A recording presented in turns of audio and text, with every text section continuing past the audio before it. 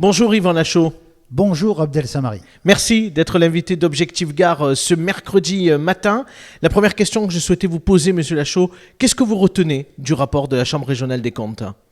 Bon, écoutez, moi je suis très fier du mandat que nous avons réalisé, puisqu'en fait, le rapport de la Chambre régionale des comptes, je dirais, est plutôt très satisfaisant par rapport à notre gestion, puisqu'il fait remarquer un certain nombre de choses que nous avons menées à bien, c'est-à-dire pas d'imposition supplémentaire, une très grosse augmentation de la marge nette, de l'épargne brute, qui nous permet en fait d'investir, et des remarques très positives qui constatent les efforts importants que nous avons faits dans la gestion du personnel, puisqu'en fait, contrairement à ce que j'entends, le personnel à l'agglomération, ça représente 16% du budget de fonctionnement, alors que dans les collectivités de notre importance, c'est à peu près 38%. Donc vous voyez, 16-38, et on nous dit qu'il y a trop de personnel. D'autre part, la Chambre relève aussi que notre capacité de désendettement, notre ratio, est notamment en 2019, de 9,2 années, ce qui est très satisfaisant puisqu'on est en dessous de 12. En fait, ce que vous nous expliquez, c'est que tout le monde annonçait depuis des mois que ce rapport de la Chambre régionale des comptes serait catastrophique. Ce n'est pas réellement le cas. Ah, ce n'est pas du tout le cas, et vous me voyez très serein aujourd'hui, puisque même si encore lundi soir j'ai été critiqué à l'agglomération de façon, je trouve, scandaleuse, par des hommes qui peut-être ne connaissent pas bien les chiffres et peuvent dire n'importe quoi à n'importe quel moment. Je le regrette, mais moi je suis tranquille et je souhaite même qu'un débat puisse s'instaurer, parce que je n'ai pas besoin de papier pour vous donner les chiffres, je les connais par cœur, et je suis très fier d'avoir mené l'agglomération, je dirais entre guillemets un peu comme une entreprise, puisque j'ai toujours souhaité que d'abord on fasse état de nos recettes et que les dépenses, c'est-à-dire les investissements, on les mette en face, de façon à ne pas aller chercher un impôt supplémentaire dans la poche de nos concitoyens, parce que je trouve aujourd'hui on est trop imposé. Quand je vois qu'on va certainement décider la taxe Gemapi et autres, je trouve que c'est inadmissible. Une collectivité, elle a à trouver ses propres recettes en son propre sein pour réaliser des investissements. La réalité, on en a parlé, c'est aussi que finalement il y a une espèce d'échange qui se fait aujourd'hui à travers ce rapport, à travers également les années qui ont suivi, celle de 2019 en particulier, puisqu'aujourd'hui, M. Proust dit par exemple que le rapport de la Chambre régionale des comptes qui couvre la période 2014-2018 est finalement déjà obsolète, parce qu'en 2019, vous avez fait la stratégie de la grande dépense. Alors, imaginez-vous si ce rapport avait été négatif à mon égard, s'il aurait dit la même chose. Je pense qu'il aurait dit que ça a été catastrophique. Il est bon, ça les dérange. Et je voudrais quand même rappeler qu'en juillet de cette année, donc l'agglomération a commandé un audit à Finance Active, qui est donc un cabinet de consultants à Paris, qui est reconnu d'ailleurs, et les conclusions de ce cabinet sont assez claires. Tous les feux de l'agglomération sont ouverts. Tous les feux de l'agglomération sont ouverts, avec une capacité de désendettement, je l'ai déjà dit, qui est satisfaisante, avec des efforts qui ont été faits sur les charges, puisqu'en fait on n'a augmenté que de 1,6, alors que la moyenne est largement supérieure sur les dépenses. Donc voilà, et je veux quand même dire que nous avons réalisé en 2019, c'est vrai, de gros investissements, 2019-2020. Pourquoi ? 50 millions d'euros sur la ligne T2, sans aucune participation de la ville de Nîmes. C'est inadmissible, puisque la ligne T2, elle permet aux Nîmois de mieux circuler. Donc sans aucune participation, alors que le département et la région nous ont aidés. 30 millions d'euros qu'on reprend de Gemapi, alors qu'il y a une partie qui devait rester à la ville et que là aussi personne n'a fait. Moi, j'avais déposé un recours par rapport aux attributions de compensation sur les zones d'activité économique. Que vous avez récupéré de la ville. Oui, qu'on a récupéré de la ville, parce que j'estime que ce n'était pas suffisant ce qui est venu de la ville. Monsieur Proust, pendant l'été, a retiré son recours. Et il me dit, parce que la ville en a retiré un autre, c'est pas vrai. Il faut qu'il me dise lequel la ville a retiré, parce qu'il n'y avait pas de recours de la ville par rapport à l'agglo. Bon, on peut en dire un mot quand même, effectivement, de cet audit, vous en parliez il y a quelques instants, de Finance Active, dire les choses dans leur entièreté. Oui. L'entièreté, c'est que l'audit qui a été réalisé n'a été réalisé que sur le budget principal. Oui. Et c'est là aussi peut-être l'un des reproches qui a été formulé dans le rapport de la Chambre régionale des comptes. Il y en a quelques-uns. L'un des premiers qui revient souvent, c'est de dire qu'il y a 8 budgets annexes en complément de celui du budget principal. Et que finalement, on n'y comprend plus rien. Si on prend un seul budget, on peut considérer effectivement que les voyants sont au vert. Est-ce qu'en prenant la totalité, on arrive à la même conclusion ? Alors si certains ne comprennent plus rien avec les 8 budgets annexes, moi je peux vous les raconter par cœur. Puisque les budgets annexes, c'est assez facile. Si on prend le budget de l'eau, le budget de l'eau, c'est un budget qui est totalement étanche. En parlant de l'eau, on peut parler d'étanchéité si vous voulez, mais c'est pareil pour l'assainissement, c'est pareil pour les ordures ménagères et autres. Tous ces budgets sont étanches. Qu'est-ce que ça veut dire? Ça veut dire qu'ils s'équilibrent en fonction des recettes. Et donc, prenons le budget de l'eau. Le budget de l'eau, il y a des investissements très importants. Tant mieux, ça veut dire qu'on améliore les choses. Et quelles sont les recettes? Les recettes, c'est ce que paient les concitoyens sur l'eau. Sur l'assainissement, c'est pareil. Sur les ordures ménagères, c'est pareil. Donc en fait, ces budgets, ils sont totalement étanches. Seul le budget transport peut se permettre d'avoir une non-étanchéité, puisqu'en fait, le budget principal peut venir abonder le budget transport. Je rappelle que lorsque je suis arrivé à l'agglomération, on versait du budget principal 16 millions pour équilibrer les transports. Aujourd'hui, à peu près 3 millions suffisent. Donc vous voyez les efforts qu'on a fait. Et pendant toute cette mandature, on a gagné 20 millions d'euros par an en changeant la DSP transport, la DSP eau. Voilà des chiffres.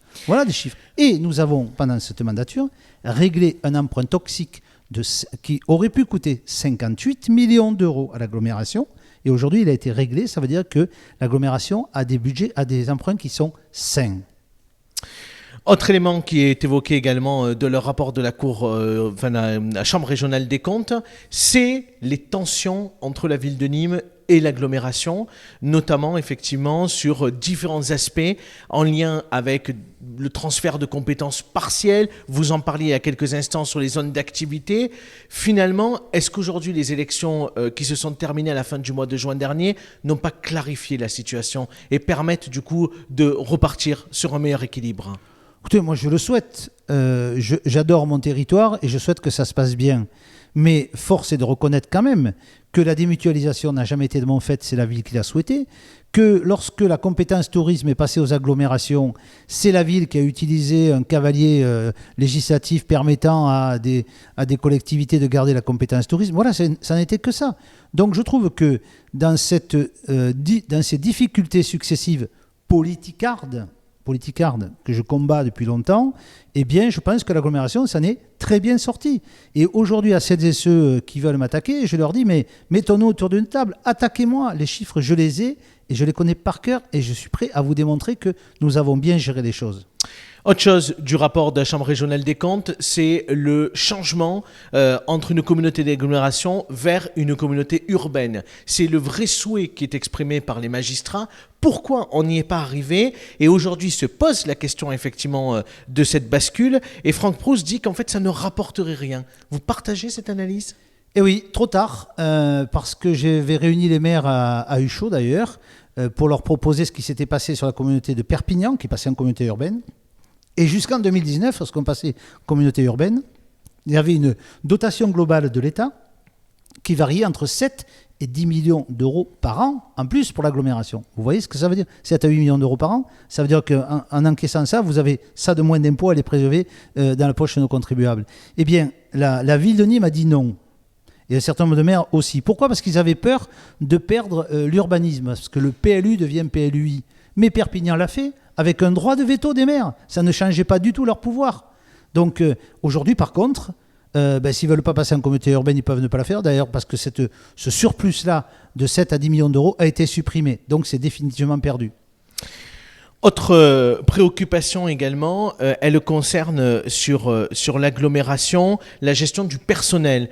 Il vous est reproché depuis lundi soir d'avoir effectivement exagérément recruté du personnel, contractuel ou pas, pendant les derniers mois de votre mandat. Est-ce que vous confirmez? Totalement faux, mais totalement faux.